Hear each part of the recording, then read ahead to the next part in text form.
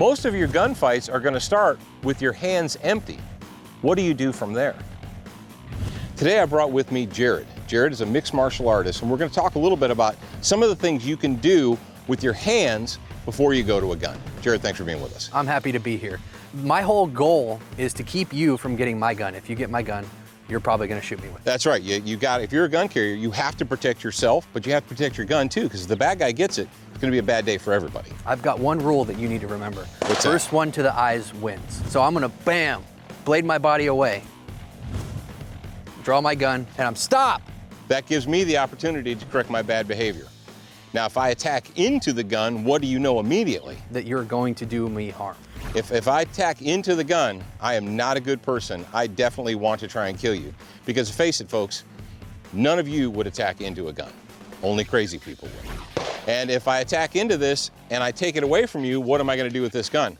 Well, I'm probably going to shoot you and other people too, so you can't let that happen.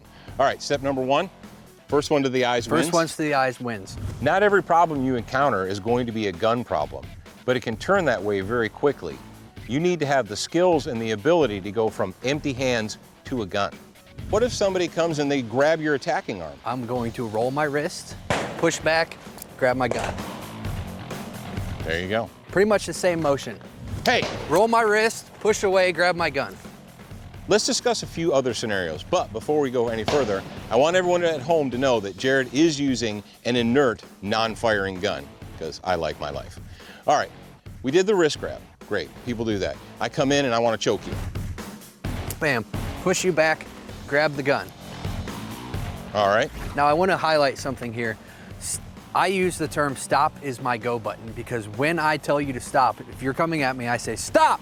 That's my go button. I'm telling myself, I'm giving myself mental permission to take care of you, do what needs to be act. done. You're Yes. gright. Yourself that mental permission, act. Act. And when you yell stop, what are you doing? You're giving me the opportunity to stop my bad behavior. All right, turn around. All right, your gun's concealed. I don't know you have it, but I come up and I'm like, hey, buddy. I'm gonna drop my hips into you, keep my gun away, all right? I'm gonna keep my gun away as far as I can, that's my goal. Turn, push you just like I did before.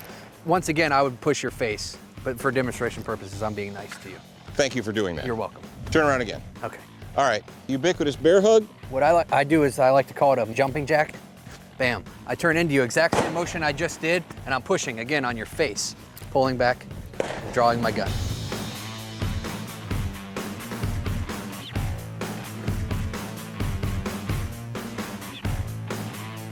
Can you legally shoot someone whose hands are empty?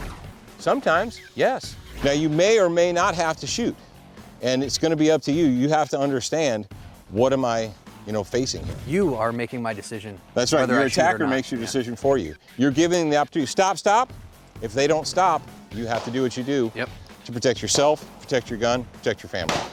If you look at any successful professional fighter, you'll see that they train themselves for hours, days, weeks, years even, to do what needs to be done in the moment so they don't have to think about it. They're not trying to make it up on the spot. They already know what to do. Their muscle memory, their body knows what to do when it needs done. The time to think is over. The time to act is now. Get out there and get some training.